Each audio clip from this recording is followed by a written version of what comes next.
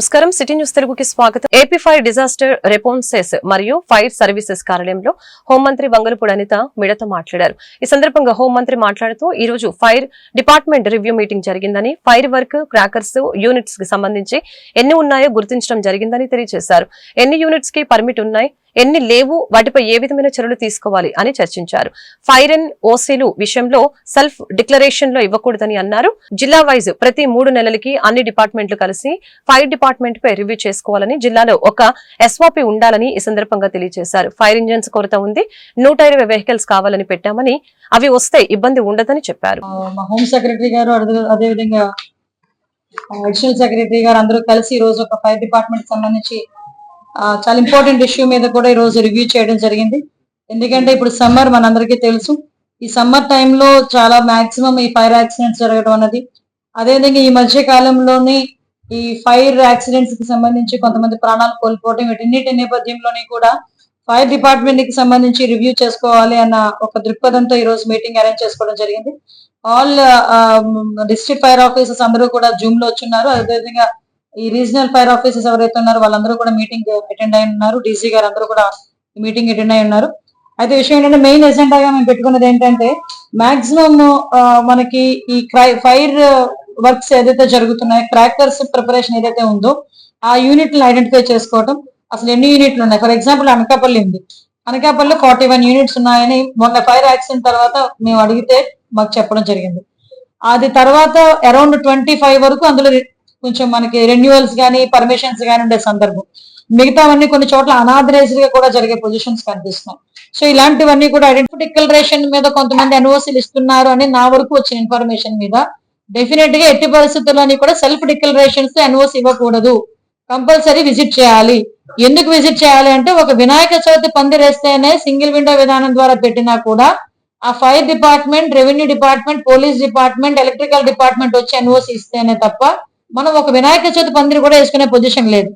అటువంటిది without inspection ఎట్టి పరిస్థితుల్లోనే ఎన్ఓసీ ఇవ్వడానికి లేదు. అది యాజ్ పర్ ఎన్బిసి యాక్ట్ ప్రకారం ఉంది. ఎన్బిసి యాక్ట్ ప్రకారం చేయాలి అని చెప్పేసి మనం అందరికీ కూడా ఇన్స్ట్రక్షన్స్ ఇవ్వడం జరిగిందండి.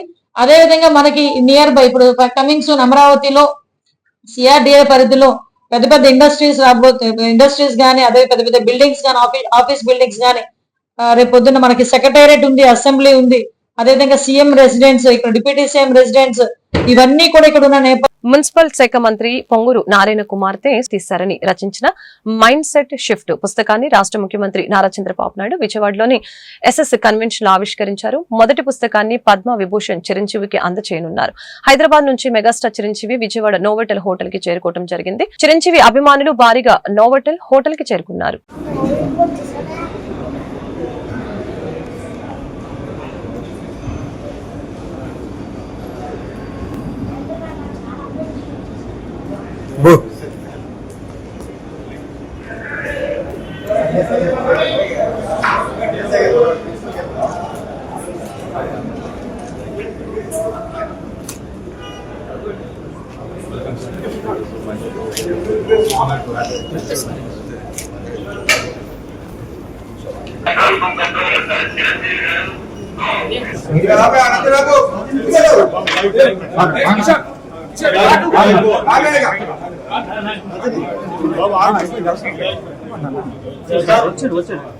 అఖిల భారత మాల సంఘాల జేఏసీ చైర్మన్ డాక్టర్ ఉప్పులేటి దేవి ప్రసాద్ గురునానక్ కాలనీ కార్యాలయంలో మీడియాతో మాట్లాడారు.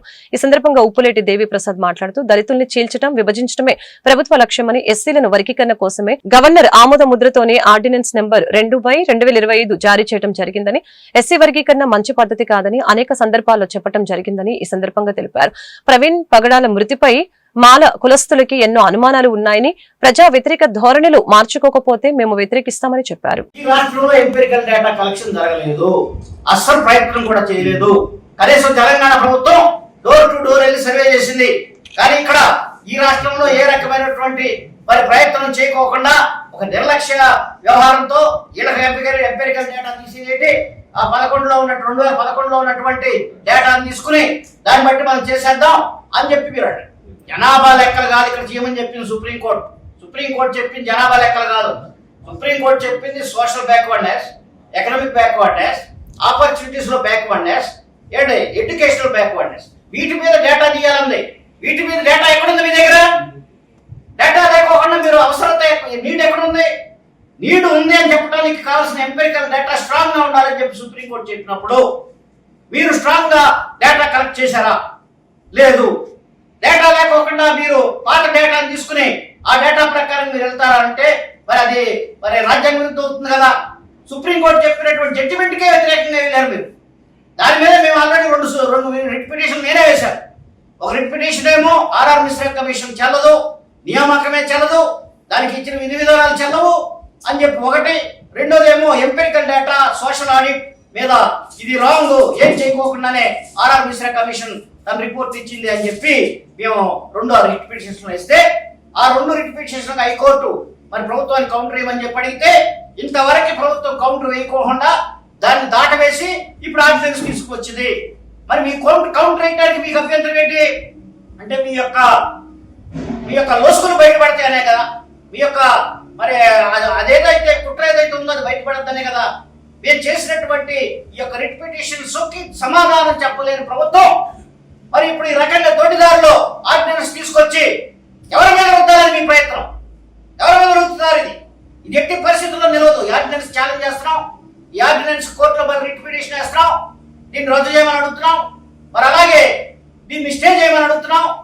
కాబట్టి ఈ ఎంపెరికల్ డేటా తీసి బ్యాక్వర్డ్నెస్ ఉందా లేదా అనేటువంటిది ఏ కులానికి ఎంత బ్యాక్వర్డ్నెస్ ఉంది అనేటువంటి చేయాలి.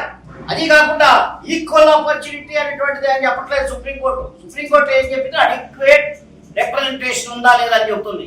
అడిక్వేట్ రిప్రజెంటేషన్ లో ఆ విషయంకి వస్తే మరి 90 మంది ఎంపీల్లో దేశంలో ఎస్సీ ఎంపీల్లో 80 మంది ఎంపీలు చమరలే ఉన్నారు. ఈ నెల 17వ తేదీన సీనియర్ న్యాయవాదులు కొంతమంది దాడి చేశారని న్యాయవాది తుంగల మణిప్రియ పటమటలో మీడియా సమావేశం ఏర్పాటు చేశారు. ఈ సందర్భంగా తుంగల మణిప్రియ మీడియాతో మాట్లాడారు. నా పేరు తుమ్మూరు మణిప్రియ అండి. నేను జూనియర్ అడ్వకేటు. గత 17వ తారీఖు నుంచి గత 17వ తారీఖు కోర్టులో నాకు సీనియర్ అడ్వకేట్ల దాడి జరిగిందని చెప్పేసి నేను పోలీస్ స్టేషన్ కంప్లైంట్ ఇస్తే తీసుకోపోగా నేను నిరసనకి ఎదిగానండి. 110లో దాదాపు 5 గంటల సేపు నేను నిలబడ్డాను. అయినా కానీ ఇప్పటివరకు ఎఫ్ఐఆర్ అవ్వలేదు. దాన్ని ఇంకా ప్రైమరీ ఎంక్వైరీ అని ఇంకా ఆపుతూనే ఉన్నారు. తర్వాత నాకు న్యాయం జరగదని చెప్పేసి నా విజయవాడ ప్రెస్ మీట్లో మన గాంధీనగర్ ప్రెస్ క్లబ్లో ప్రెస్ మీట్ అరేంజ్ చేసి నా న్యాయం కోసం పోరాటం కోసం నేను ప్రెస్ మీట్లో పాల్గొన్నానండి. దాని తర్వాత వెంటనే దీనికి నెక్స్ట్ డే ఏం చేశారంటే వెంటనే దాడికి దిగారండి. నన్ను చంపేసేసి ఎలా అయినా సరే ఈ కేసుని ఈ యొక్క మీటింగ్ని దీనంతా ధ్వంసం చేయాలి, నన్ను చంపేయాలి, భూమి లేకుండా చేయాలని చెప్పేసి వెంటనే నన్ను దాడి చేసి నన్ను చంపడానికి సుమారుగా 10 నుంచి 15 మంది ఇంకా ఎక్కువ మందే ఉంటారండి. వాళ్ళందరూ నన్ను దాడి చేసి చంపడానికి చూశారు. అడ్డొచ్చిన నా తల్లిని నా అక్కని కూడా చెత్తబాదారు. తర్వాత దీనికోసమని పోలీసు గవర్నమెంట్ హాస్పిటల్ తీసుకెళ్లారండి. ఎక్స్రే స్కానింగ్ అన్నీ చేశారు. ఎమ్మెల్సీ అయింది. తర్వాత నెక్స్ట్ డే నిన్న కాకుండా ఈరోజు నేను వచ్చానండి. అయితే ఇంతవరకు నాకు ఎఫ్ఐఆర్ అవ్వలేదండి. మీరు మీడియా వారు తర్వాత పోలీసు వారు పరిగణలోకి తీసుకొని నాకు న్యాయం చేసి రక్షణ కల్పించి అలాగే నాకు ప్రొటెక్షన్ కమిషన్ వేసి ఒక గన్మ్యాన్ కానీ లేకపోతే ఒక ప్రొటెక్షన్ ఏమైనా ఇవ్వాలని నేను కోరుకుంటున్నాను. రండి మా అమ్మనే మా అక్కనే నన్ను రమ్మంటే మేము స్టేట్మెంట్ ఇచ్చి ఇంకా ఇంటికి వెళ్తున్నామండి. ఏమన్నారంటున్నారు ఆయన సార్? వాళ్ళు ఏమన్నారు? సాయంత్రం రామ్మ అన్నారు మేడం గారు. ఎఫ్ఐఆర్ అవ్వలేదండి. ఇంకా వాళ్ళు ఏం చేస్తున్నారంటే దీనికోసం లాయర్లు ఏం చేస్తున్నారంటే దీన్ని ఈ కేసు నుంచి తప్పించుకోవాలి, లేకపోతే ఇది బయటపడింది, ఈ కేసులో మనమందరూ ఇరుక్కుంటామనే భయంతో ఏం చేస్తున్నారంటే మా వారకట్లో ఉన్న ప్రతి వాళ్ళని అసలు ఈ కేసు సంబంధించి లేని వాళ్ళందరినీ తీసుకొచ్చి వాళ్ళ స్టేట్మెంట్లు తర్వాత వాళ్ళ సాక్ష్యాలు తీసుకుని వాళ్ళందరినీ పోగేసుకుని వస్తున్నారండి. డబ్బులు ఇచ్చి పెద్దవాళ్ళు దీని వెనకాల ఎవరో పెద్ద వర్గాల వాళ్ళు ఉన్నారండి. అవి నాకు ఇంకా కన్ఫర్మేషన్ అవ్వలేదండి. ఏదైతే బాచాంబలో జరిగిందో ఆ వీడియో చూపించాలి. ఎందుకంటే బాచాంబలో గౌరవనీయులైన ప్రెసిడెంట్ గారి యొక్క బాచాంబలో ఉంది. ఆ వీడియో చూపిస్తే మొత్తం నాది. ఇప్పుడు వాళ్ళ సంబంధం లేని వాళ్ళందరినీ మా ఇంటికాడ వాళ్ళు అందరినీ తీసుకొచ్చి ఎవరైతే మేము మాట్లాడమో కొంతమందితో మాట్లాడదు కొంతమంది మాట్లాడమండి. అది మన పర్సనల్ విషయం. వాళ్ళందరినీ తీసుకొచ్చి అధిక మొత్తంలో డబ్బులు తీసుకుని వాళ్ళ సాక్ష్యాలు తీసుకుని ఎఫ్ఐఆర్ నమోదు చేసేది ఏముంటది కదా సార్? ఉండదు కదా. ఎఫ్ఐఆర్ ఇంతవరకు ఎమ్మెల్సీ అయిందండి. ఎఫ్ఐఆర్ ఇంకా అవ్వలేదండి. అయితే ఇప్పుడు మేము గనక ఇంటికి కాశ్మీర్ లో జరిగిన ఉగ్రవాద దాడి ఘటనపై డిప్యూటీ సీఎం కొనితెల పవన్ కళ్యాణ్ 3 రోజుల పాటు నిరసన కార్యక్రమాలు చేపట్టాలని జనసేన పార్టీ నాయకులకు కార్యకర్తలకు పిలుపునిచ్చిన నేపథ్యంలో 2వ రోజు గుడివాడ జనసేన పార్టీ కార్యాలయం వద్ద ఉదయం 10 గంటల నుంచి మధ్యాహ్నం 1 గంట వరకు గుడివాడ జనసేన పార్టీ ఇన్ఛార్జి బోరగడ్డ శ్రీకాంత్ ఆధ్వర్యంలో నిరసన దీక్ష చేపట్టారు. శ్రీకాంత్ మాట్లాడుతూ ఉగ్రవాద దాడిలో అమాయక ప్రజలు మరణించడం చాలా బాధాకరమని తెలియజేశారు. వారిని కఠినంగా శిక్షించాలని ప్రధానమంత్రి నరేంద్ర మోదీకి విజ్ఞప్తి చేశారు. ఈ కార్యక్రమంలో పట్టణ అధ్యక్షులు మధ్య శ్రీనివాసరావు, ఉపాధ్యక్షులు వేమూరి త్రినాథ్, ప్రధాన కార్యదర్శి సాయన రాజేష్, షరీఫ్, వీర మహిళలు సౌమ్య, భవానీ తదితరులు పాల్గొన్నారు.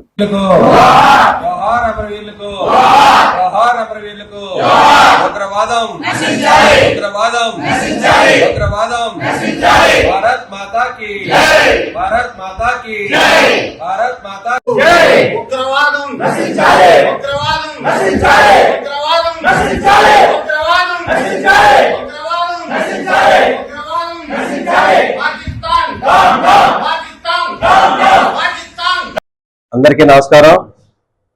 జనసేన పార్టీ అధ్యక్షులు శ్రీ కొనిదెల పవన్ కళ్యాణ్ గారి పిలుపు మేరకు 3 రోజుల నిరసన కార్యక్రమంలో 2వ రోజు అయినటువంటి ఈ రోజున జనసేన పార్టీ కార్యాలయం వద్ద ఏదైతే కాశ్మీర్ లో జరిగిన ఉగ్రవాదుల దాడికి నిరసనగా ఈ రోజున జనసేన పార్టీ కార్యాలయం వద్ద నిరసన కార్యక్రమం తెలియజేయడం జరుగుతుంది. ఏదైతే భారతీయుల్ని దెబ్బతీయడానికి పాకిస్తాన్ దొంగ దెబ్బ తీసి అమాయకులైన ఏదైతే అక్కడికి వెళ్ళిన టూరిజంకి వెళ్ళిన యాత్రికుల మీద దాడి చేసి చంపడం చాలా విచారకరం. ఎందుకంటే ఏదైతే భారతీయుల ఏమీ చేయలేని పాకిస్తాన్ ఏదైతే అనామకులైనటువంటి ఏదైతే అక్కడికి యాత్రికులకు వెళ్ళిన వారి మీద దాడి చేసి చంపడం వాళ్ళ యొక్క పాకిస్తాన్ కి చాలా హేతుకం. ఎందుకంటే కనుక ఏదైతే మన భారతదేశ సైనికుల మీద దాడి చేయలేని పిరికి బందలు పాకిస్తాన్ వారు, ఇటువంటి నిరాగైన వారి మీద దాడి చేసి వారిని చంపి ఈ రోజున పైశాచిక ఆనందం పొందుతుంది పాకిస్తాన్ దేశం. కాబట్టి ఖచ్చితంగా మోడీ గారి యొక్క నాయకత్వంలో పాకిస్తాన్ కి సరైన దెబ్బతీసే విధంగా మన భారత సైన్యం కూడా తయారవుతుంది. కాబట్టి ఈ యొక్క దాడిని నిరసిస్తూ వారందరికీ వారి కుటుంబాలకి అండగా ఉంటామని చెప్పి జనసేన పార్టీ అధ్యక్షులు పవన్ కళ్యాణ్ గారు 3 రోజుల కార్యక్రమాన్ని పిలిపించారు. కావున ఈ రోజు గురువార జనసేన పార్టీ కార్యాలయంలో ఈ యొక్క నిరసన కార్యక్రమాన్ని తెలియజేయడం జరిగింది. అలాగే ఆంధ్రప్రదేశ్ రాష్ట్రం నుంచి ఇద్దరు గత 2 రోజుల కిందట కాశ్మీర్ లో జరిగిన ముష్కర దాడిని భారతదేశంలో ఉన్న మా ముస్లిం సమాజం తరపున ఎంతో బాధాకరమైన హృదయంతో ఆ దాడిని ముక్త కంఠంతో ఖండిస్తున్నా నేను. అలాగే నాలాగే భారతదేశంలో ఉన్న వివిధ రాష్ట్రాల్లో ఉన్న ముస్లిం మేధావులు కూడా, విద్యార్థులు కూడా తమ అవసరాల కోసం, తమ హక్కుల కోసం ఈరోజు రోడ్ల మీదకి వచ్చి నిరసనలు ప్రజాస్వామ్యబద్ధంగా మేము నిరసనలు వ్యక్తం చేస్తున్నారు, తప్పు లేదు. కానీ అదే రకంగా మనం తోటి హిందూ సోదరులతో అన్న, వదిన, అక్క, చెల్లి అని చెప్పి కలిసిమెలిసి జీవిస్తేనే కానీ మన జీవిత విధానం ఇక్కడ నడవదు. అలాంటి సందర్భంలో కాశ్మీర్ లో కేవలం మతపరమైన దాడి, హిందువులుగా ఐడెంటిఫికేషన్ చేసి వాళ్ళ బట్టలు వదిలేసి మరి పైపెచ్చుగా హిందువులుగా గుర్తించి మరి దారుణంగా కోసారంటే ఇటువంటి సందర్భాల్లో మనం భారతదేశంలో కృష్ణా జిల్లా గుడివాడ రూరల్ మండలం మోటూరు గ్రామంలో మంచినీళ్ల చెరువుని 30 సంవత్సరాల క్రితం తవ్వారని, ఈ చెరువులో నీళ్లు తాగడానికి పనికి రాకుండా దుర్వాసనతో పురుగులతోనూ వస్తున్నాయని, దానివలన పిల్లలకి ఎలర్జీ అంటువ్యాధులు వ్యాపిస్తున్నాయని ఆవేదన వ్యక్తం చేశారు.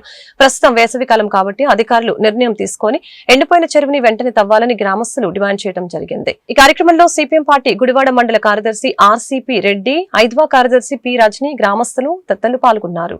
మేము పిచ్చాడలాగా ఉన్నాము, ఏదో పిచ్చాడలాగా గొర్రెలాగే అత్తనం అంతే ఓట్లు. మంచినీటి యాసవి ఎదటి నిమిత్తం మంచినీటికి ప్రత్యామ్నాయ చెరువు ఇంకొక చెరువు ఉందా, ఆ చెరువు నీళ్లు సరిపోతాయి. డ్రింకింగ్ వాటర్ పర్పస్ గా మంచినీటి బావులు 2 బావులు ఉన్నాయి గ్రామంలో. ఈ సీజన్ కూడా ఎటువంటి మంచినీటి కొరత లేదు, వాడక నీళ్ళకి కానీ తాగునీటికి కానీ కొరత లేదు.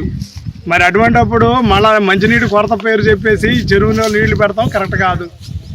మా సమస్యను మీరు సౌహృదంతో పరిశీలించి చెరువు తవ్వుతారని గ్రామం తరఫున మేము కోరుకుంటున్నాం. మండలం మోటూరు గ్రామం నడిబడ్డుల్లో 13 ఎకరాల మంచినీళ్ళ చెరువు ఉంది. ఈ చెరువు తవ్వి సుమారు 30 సంవత్సరాలు అయిందని గ్రామస్తులు చెబుతా ఉన్నారు. ఈ చెరువు తవ్వి మంచినీళ్ళు ఇవ్వాలని ఆ గ్రామస్తులు కోరుకుంటా ఉన్నారు.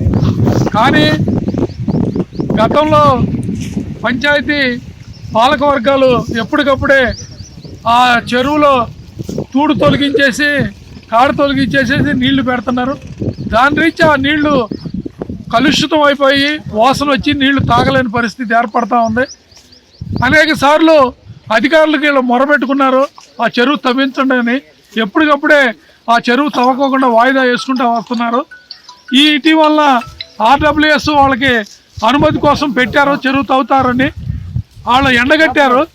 ఎండగడితే ఇప్పుడు ఆర్డబ్ల్యూఎస్ ఏఈ మళ్ళీ నీళ్ళు వచ్చినాయి తక్షణం మంచినీళ్ళు పెట్టేసుకోండి అని అంటున్నారు.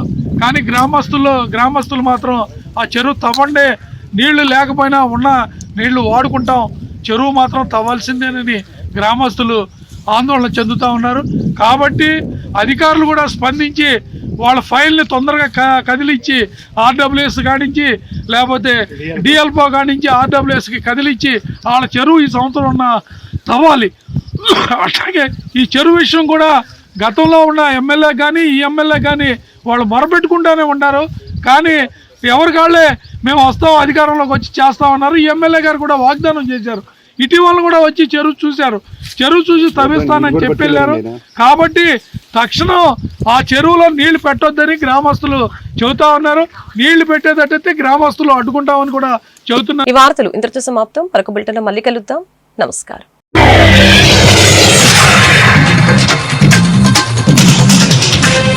Thank you.